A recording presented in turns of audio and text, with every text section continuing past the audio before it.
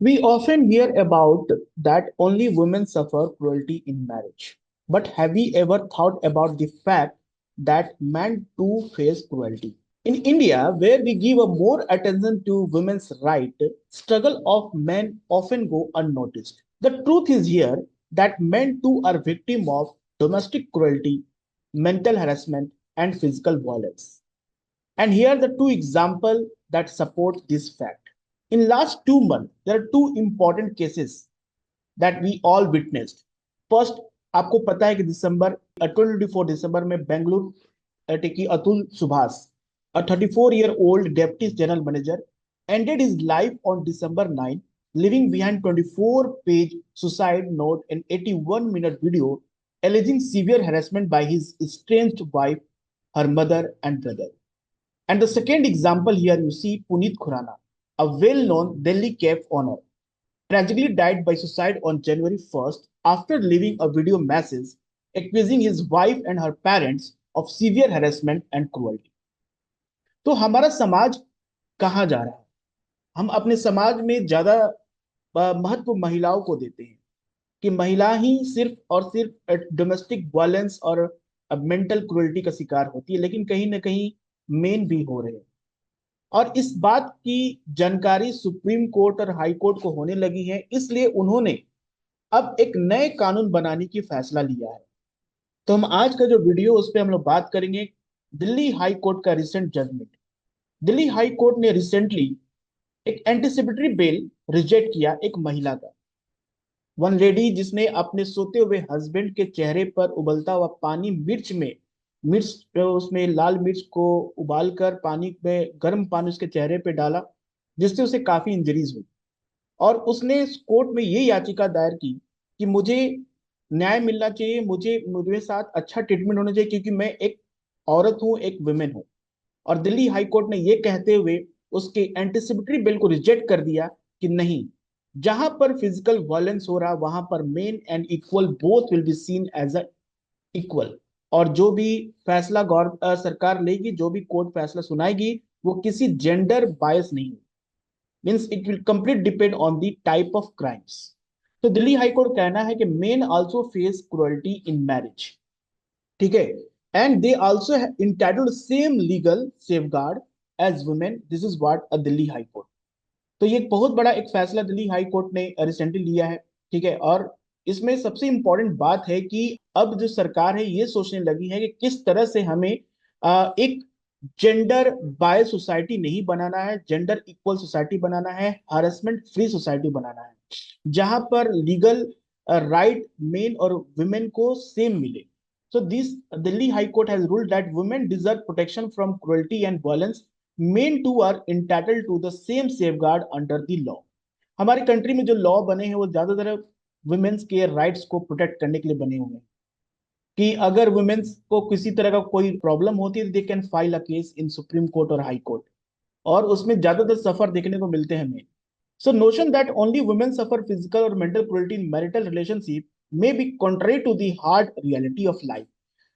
Delhi high court ने साफ साफ कह दिया कि आज का समय जो आज का जो समाज है उसमें एक ये कहना कि सिर्फ और सिर्फ वुमेन ही, औरतें ही शादीशुदा जिंदगी में मेंटल जो है वो डोमेस्टिक वायलेंस और कर सकते हैं, मेंटल हरासमेंट और फिजिकल वायलेंस का सामना करती ही, ऐसा कहना गलत है, क्योंकि आज के समय मेन भी इस चीज से जूझ रहे हैं। और ये सबसे इंपॉर्टेंट केस आया है Jyoti alias Keetu versus the state of government of NCT of Delhi.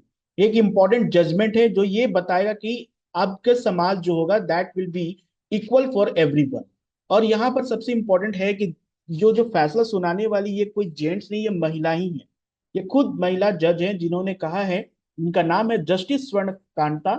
Justice Swarnakanta denied anticipatory bail to wife who poured boiling water mixed with chili powder on her husband, resulting in burnt injuries to him, ठीक है। She sought a lenient view in the case on the ground being a women. उन्होंने कहा कि ऐसा नहीं है, आपने violence किया, आपने अपने हस्बैंड को जलाया है, तो इसका मतलब ये नहीं कि आपको न्याय मिले और आपके साथ अच्छा ट्रीटमेंट हो क्योंकि आप एक औरत हो। यही कहकर जस्टिस स्वर्णकांता ने उनकी एंटीसिपेटरी बिल को रिजेक्ट कर दिया है।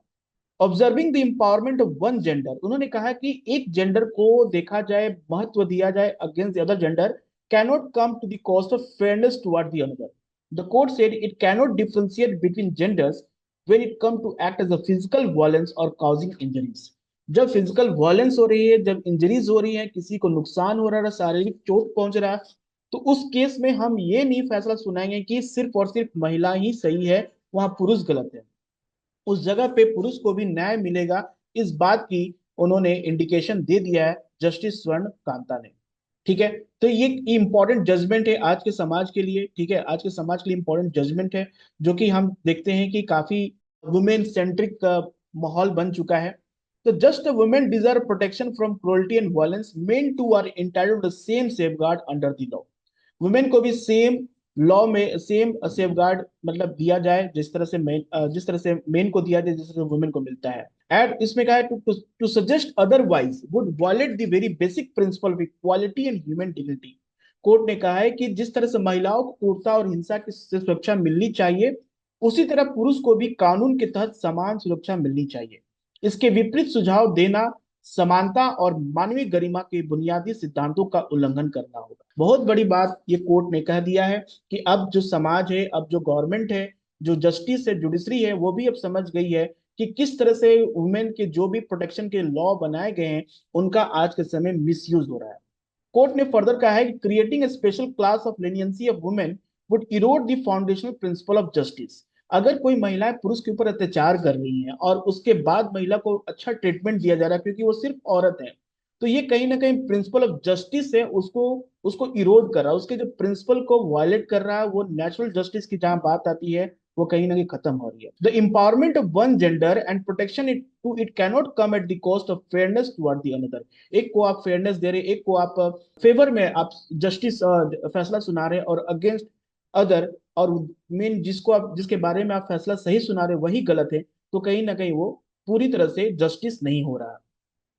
कोर्ट ने कहा है कि in case women cause such injuries a special class cannot be created for her, और crimes involving the infliction of life threatening bodily injuries must be dealt with firmly irrespective whether the perpetrator is a male or woman, since the life and dignity of every individual regardless of gender are equally precious।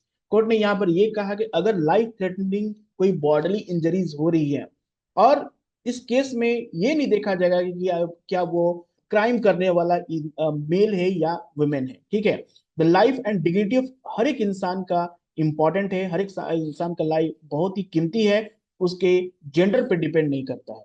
इसमें यह कहा है कि यदि कोई महिला किसी को चोट पहुंचाती है तो उसके लिए कोई विशेष वर्ग नहीं बनाया जा सकता। जीवन के लिए खतरा पैदा करने वाले क्राइम्स से सख्ती से निपटना जाना चाहिए, भले ही अपराधी पुरुष हो या महिला, क्योंकि हर व्यक्ति का जीवन और सम्मान, चाहे वो किसी भी जेंडर का हो, समान रूप से कीमती है। तो ये सारे कोर्ट का कहना है, दिल्ली हाई कोर्ट का कहना है कि लाइफ थ्रेटनिंग इंजरीज हो रही है तो that will be given a justice, चाहे वो मेल हो या फीमेल हो। इस पर डिपेंड नहीं करता है कि वो क्या है, डिपेंड करता है कि किस तरह का क्राइम हुआ है। आज के समाज में सबसे इंपॉर्टेंट देखा जाता है कि मैंने कहा कि men also face a cruelty, okay, domestic cruelty, mental harassment, physical violence देखने को मिलते हैं, लेकिन वो कहीं ना कहीं समाज में अपनी प्रॉब्लम को शेयर करने से डरते हैं। क्योंकि सबसे बड़ा कारण क्या है कि उन्हें इस बात का डर लगता है कि what the other will think, क्या लोग उनके बारे में सोचेंगे। ठीक है, एक सोसाइटल डिसबिलीफ है कि नहीं, सिर्फ महिलाएं ही एक शादीशुदा जिंदगी में क्रूरता का शिकार हो सकती है, एक पुरुष नहीं हो सकता है। क्योंकि हमारा सोसाइटी पैट्रियर्कल सोसाइटी है, और उस केस में हम समझते हैं कि main never face any type of cruelty in marriage, only women face. तो ये सिद्धांत जो है, ये जो एक बिलीव है, जो स्टेरियोटाइप्स है, इसकी वजह से जो हस्बैंड होते हैं, जो मेन होते हैं, दे नॉट एबल टू ना share their problem with others. So main cannot suffer violence in domestic relationship. तो ये कोर्ट ने कहा कि भाई ये जो आज के समय विचारधारा बनी है, उसको कहीं ना कहीं बदलना होगा। अपनी पत्नियों के हाथों से हिंसा के शिकार होने वाले पुरुष को अक्सर अनोखी कठिनाइयों का सामना करना पड़ता है। कैसी कठिनाइयों का सामना करना पड़ता है? जिसमें सामाजिक अविश्वास, एक तो अविश्वास है कि नहीं, husband never face any type of difficulties, कोई भी क्रुएल्टी उनको नहीं हो सकती, और पीड़ित के रूप में देखे जाने से जुड़ा कलंक शामिल है, कि मतलब कि ये तो अपनी फैमिली को संभाल नहीं पाता, ये वाइफ से तंग रहता है, एक तरह का जो एक विचार स्टिग्मा है, वो एक कलंक है, वो झेलना पड़ता है। इस तरह की रूढ़िवादी तथा इस गलत धारणा के बढ़ाव देती है कि पुरुष को घरेलू रिश्तों में हिंसा का सामना नहीं करना पड़ सकता है। तो इसे चेंज करना हो, आज के समाज में क्या इसे चेंज करना होगा कि नहीं। और इसका सबसे बड़ा एग्जाम्पल है कि हमने दो सुसाइड केस देखा, और दो ही क्या, और अक्सर ऐसे सुसाइड केस आ रहे हैं जो न्यूज में आ जाते हैं, उसे हम जान जाते हैं ना। Burden of maintenance and double punishment, अभी जो हमारा कानून है, जैसे बात करें हिंदू मैरिज एक्ट 1955, अगर उसके सेक्शन 24 एंड 25 को देखें, तो it allow husband to claim maintenance and alimony from wifes. एक हस्बैंड अपने वाइफ से मेंटेनेंस और एलिमनी ले सकता है जब वो डाइवोर्स के लिए प्रोसीडिंग करते हैं, जब वो डाइवोर्स के लिए किसी भी तरह का प्रोसेस में आता है, तब जाके उसको राइट है अपने वाइफ से मेंटेनेंस और एलिमनी लेने का। ये ये इक्वल ये चीज नहीं दिया गया है वुमेन के साथ। वुमेन के साथ क्या है कि women in section 18, under section 18 of the Hindu adoption and maintenance act 1956 and monetary relief under the protection of women from domestic violence act 2005, even without seeking divorce, ठीक है, विदाउट डाइवोर्स भी वो एक अपने हस्बैंड से मेंटेनेंस एंड एलुमनी ले सकता है। ये सेक्शन 18 बताता है, प्रोटेक्शन देता है वुमेन को। और सेक्शन 24 एंड 25 कहता है कि एक हस्बैंड अपने वाइफ से मेंटेनेंस एलिमनी तभी ले सकता है जब वो डाइवोर्स फाइल कर रहा है, और जो वाइफ है वो अपने हस्बैंड से दो केस में ले सकती है विदाउट सीकिंग डाइवोर्स। तो ये क्या एक अनइक्वल है, एक अनइक्वल चीज बता रहा है कि अनइक्वालिटी है, कि आपने फेयरनेस यहाँ पर किया नहीं। दोनों को इक्वल राइट मिलना चाहिए, ठीक है।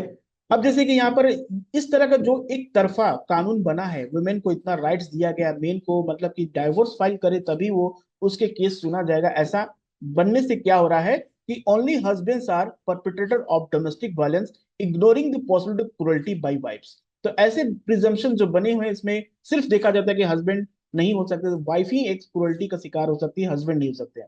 और जिससे क्या हो रहा है कि there is no equivalent legal protection for husband against domestic violence. कोई भी डोमेस्टिक वायलेंस के अगेंस्ट में हस्बैंड को किसी तरह का प्रोटेक्शन नहीं दिया गया आज के कानून में, to claim maintenance without seeking divorce proceeding. जब तक डाइवोर्स होगा नहीं, जब तक डाइवोर्स होगा नहीं, तब तक वो किसी तरह का क्लेम नहीं कर सकते अपने वाइफ से। और उधर देखा जाए तो वाइफ अपने हस्बैंड से बिना डाइवोर्स फाइल किए हुए डिफरेंट क्लेम्स कर सकती है। और यही कारण है, one of the factor reason की सबसे ज्यादा सुसाइड केस इंडिया में 2.5 टाइप्स ज्यादा है अमंग वुमेन।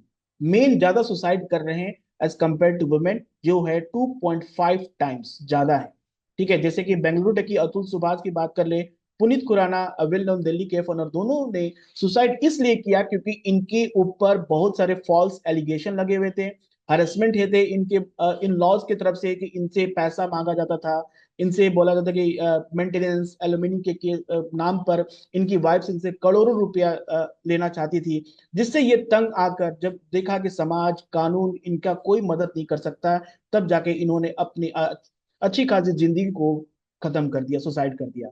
और अतुल सुभाष ने जब सुसाइड किया तो उन्होंने कहा था कि now ATM is going to be permanently closed, मतलब कि ये एक तरह के एटीएम बन चुके थे अपने इन लॉज के लिए, कि वो जितना पैसा मांगते थे उतना इनको देना पड़ता था, क्योंकि ये भी परेशान थे, क्योंकि इनको पता था कि जो समाज में है, जो कानून है, वो इनकी बात नहीं सुन रही है। इनके ज्यादा वाइफ्स और इनके जो इन लॉज जो इनके ऊपर फॉल्स केस और एलिगेशन लगा रहे हैं 498 का, वो ज्यादातर स्ट्रांग हो रहा है। इससे वो हार कर अपने जिंदगी को खत्म कर दिया।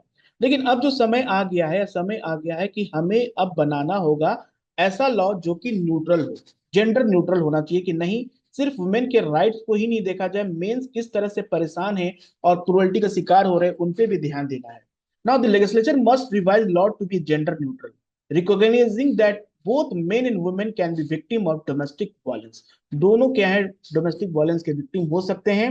While law initially designed to protect women, शुरू शुरू में तो लॉ बना क्योंकि हमारा जो सोसाइटी था वो पेट्रियार्कल सोसाइटी था, शुरू से मेन डोमिनेंट सोसाइटी था, तो वुमेन शुरू से वुमेन्स के साथ थोड़ा उतना अच्छा बर्ताव नहीं होता था, तो उनके प्रोटेक्शन राइट को प्रोटेक्शन करने के लिए गवर्नमेंट और ने ऐसी कानून बनाई कि जिससे कि जो डोमेस्टिक वायलेंस है वो कम हो जाए, और डॉरी केसेस जो है वो कम हो जाए, उन पे जितना अत्याचार हो रहा कम हो जाए। लेकिन आज का समाज जो है उन सारे कानून को मिसयूज ज्यादा कर रहा है, और ये बात सुप्रीम कोर्ट ने बहुत सारे जजमेंट में ये कह दिया है कि 498 हो, 304 बी हो, ऐसे जो केसेस हैं, ये फॉल्स केस लगाए जाते हैं हस्बैंड पे, उनके पूरे फैमिली वालों पे, ताकि उन पे दबाव बनाया जाए, उनसे मेंटेनेंस, उनसे कुछ पैसे वसूल लिया जाए।